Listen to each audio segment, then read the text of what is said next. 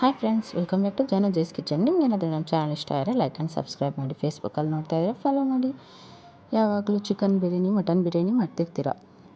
ಒಂದ್ಸಲಿನಾದರೂ ಚೆನ್ನಾಗಿ ಬಿರಿಯಾನಿ ಮಾಡಿದ್ದೀರಾ? ಬನ್ನಿ ಹೇಗೆ ಮಾಡೋದು ಅಂತ ನೋಡೋಣ ಫ್ರೆಂಡ್ಸ್. ಮೊದಲಿಗೆ ಒಂದು ಕುಕ್ಕರ್ ಇಟ್ಕೊಳ್ಳಿ. ಕುಕ್ಕರ್ಗೆ 2 ಸ್ಪೂನ್ ಎಣ್ಣೆ ಹಾಕ್ಕೊಳ್ಳಿ.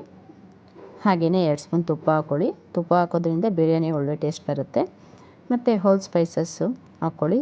ಪಲಾವ್ ಎಲೆ, ಚಕ್ಕೆ, ಲವಂಗ, ಏಲಕ್ಕಿ, ಮರಾಠಿ ಮೊಗ್ಗು, ಸ್ಟಾರ್ ಅನಾನಸ್, ಸೋಂಪು ಮತ್ತು ಒಂದು ಸ್ವಲ್ಪ ಕಸೂರಿ ಮೇಥಿ ಎಲ್ಲನೂ ಹಾಕ್ಕೊಂಡು ಅರೋಮ ಬರೋವರೆಗೂ ಫ್ರೈ ಮಾಡ್ಕೊಳ್ಳಿ 1-2 ನಿಮಿಷ. ಹಾಗೆಯೇ ಸಣ್ಣದಾಗಿ ಮತ್ತು ಉದ್ದಕ್ಕೆ ಕಟ್ ಮಾಡಿರೋ ಈರುಳ್ಳಿನ ಆ್ಯಡ್ ಮಾಡ್ಕೊಳ್ಳಿ.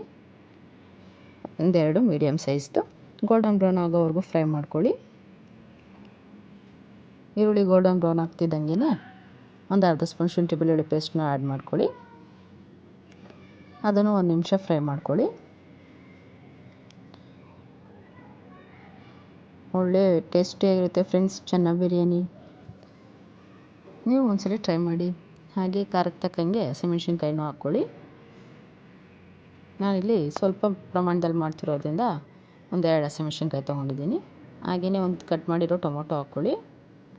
ಟೊಮೊಟೊ ಮೆತ್ತಗಾಗೋವರೆಗೂ ಫ್ರೈ ಮಾಡಿ. ಟೊಮೊಟೊ ಮೆತ್ತಗಾಗ್ತಿದ್ದಂಗೆ ಸ್ಪೈಸಸ್ ಪೌಡ್ರನ್ನ ಆ್ಯಡ್ ಮಾಡೋಣ.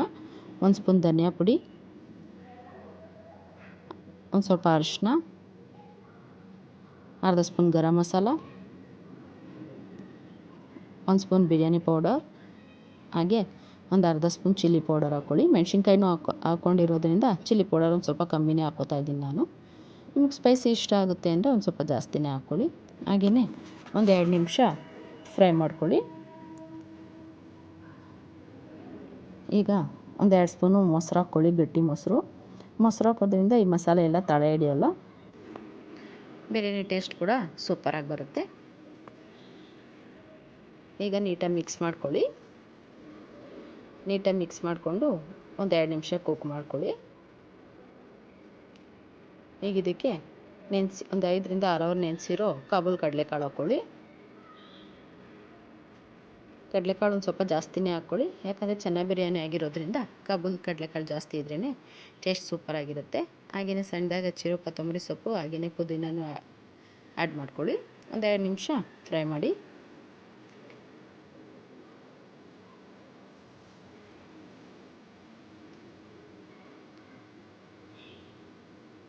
ಈಗ ಇದಕ್ಕೆ ಕಾಯಲ್ಲಿ ಸೇರಿಸ್ಕೊಳ್ಳಿ. 1 ಕಪ್ಪು ಗಟ್ಟಿ ಕಾಯಲ್ಲೇ ಹಾಕ್ಕೋತಾ ಇದ್ದೀನಿ. ಇಲ್ಲಿ ನಾನು 1 ಗ್ಲಾಸ್ ಅಕ್ಕಿ ತೊಗೋತಾ ಇದ್ದೀನಿ. ಹಾಗಾಗಿ 1 ಕಪ್ಪು ಕಾಯಿ ಹಾಲು, ಹಾಗೆ 1.5 ಕಪ್ ನೀರು ಹಾಕ್ಕೋತಾ ಇದ್ದೀನಿ.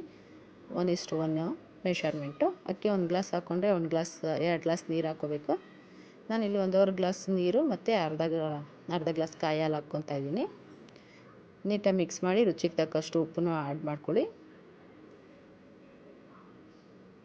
ಇನ್ನೊಂದ್ಸರಿ ನೀಟಾಗಿ ಮಿಕ್ಸ್ ಮಾಡ್ಕೊಳ್ಳಿ. ನೀರೆಲ್ಲ ಚೆನ್ನಾಗಿ ಕುದಿ ಬಂದಮೇಲೆ 1 ಗ್ಲಾಸ್ ತೊಳೆದಿರೋ ಅಕ್ಕಿ ಸೇರಿಸಿ. ಅಕ್ಕಿ ನಾನಿಲ್ಲಿ 20 ನಿಮಿಷ ನೆನೆಸಿಟ್ಕೊಂಡಿದ್ದೀನಿ. ನೆನೆಸಿಡೋದ್ರಿಂದ ಅಕ್ಕಿ ಬೇಗ ಕೂಡ ಬೇಯುತ್ತೆ, ಹಾಗೆಯೇ ನೀಟಾಗಿ ಕೂಡ ಆಗುತ್ತೆ. ನಾವು ಈ ಥರ ಪ್ರಿಪ್ರೇಷನ್ ಮಾಡೋ ಟೈಮಲ್ಲೇ ಅಕ್ಕಿ ನೆನೆಯುತ್ತೆ ಫ್ರೆಂಡ್ಸ್. ಈಗ ಲಿಡ್ ಕ್ಲೋಸ್ ಮಾಡಿ ಒಂದು 3 ವಿಷಲ್ ಕುಕ್ ಮಾಡ್ಕೊಳ್ಳಿ. Very easy friends, and taste ಮಾತ್ರ ಅಲ್ಟಿಮೇಟಾಗಿರುತ್ತೆ. ನೀವು ಒಂದ್ಸಲಿ ಟ್ರೈ ಮಾಡಿ ಹೇಗಾಗಿದೆ ಅಂತ ಕಮೆಂಟ್ ಮಾಡಿ ತಿಳಿಸಿ. ಹಾಗೆಯೇ ಯಾವ್ಯಾವ ಬಿರಿಯಾನಿ ಮಾಡ್ತೀರಾ ಅಂತಲೂ ಕಮೆಂಟ್ ಮಾಡಿ ಫ್ರೆಂಡ್ಸ್. ನೋಡಿ ಎಷ್ಟು ನೀಟಾಗಿದೆ, ಅನ್ನ ಎಲ್ಲ ಉದ್ರುದ್ರಾಗಿ ಸ್ಪಾಂಜಿಯಾಗಿ ಬರುತ್ತೆ ಫ್ರೆಂಡ್ಸ್, ಮೊಸರು ಹಾಕೋದ್ರಿಂದ ಹಾಗೆ ನೆನೆಸಿಡೋದ್ರಿಂದ. ಒಂದು ಫೈನಲ್ ಮಿಕ್ಸ್ ಕೊಟ್ಟರೆ ಚೆನ್ನಾಗಿ ಬಿರಿಯಾನಿ ರೆಡಿ ಫ್ರೆಂಡ್ಸ್. ನೋಡಿ ಏನು ಸೂಪರಾಗಿದೆ. ವಾಲ ಫ್ರೆಂಡ್ಸ್, ಟೇಸ್ಟ್ ಮಾಡೋಣವಾ? ನಾನು ಮೊಸರು ಇಲ್ದಿರೇ ಹಾಗೆಯೇ ಟೇಸ್ಟ್ ಮಾಡ್ತಾಯಿದ್ದೀನಿ. ನೋಡೋಣ ಹೇಗಾಗಿದೆ ಅಂತ. ನಿಜವಾಗ್ಲೂ ಫ್ರೆಂಡ್ಸ್ ಅಲ್ಟಿಮೇಟಾಗಿದೆ. ನೀವು ಕೂಡ ಟ್ರೈ ಮಾಡಿ ಹೇಗಾಗಿತ್ತು ಅಂತ ಕಮೆಂಟ್ ಮಾಡಿ ತಿಳಿಸಿ. Thank you.